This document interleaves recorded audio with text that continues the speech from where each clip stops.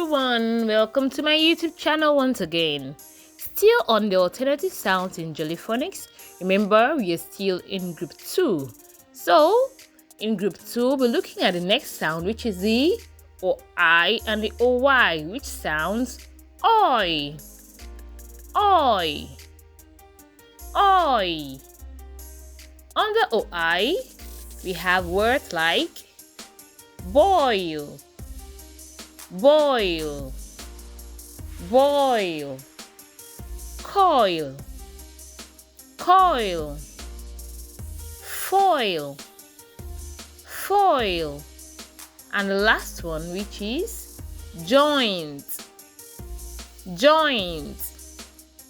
The next sound, which is OY, the words we have there is toy, toy, joy, joy, boy, boy, and annoy, annoy.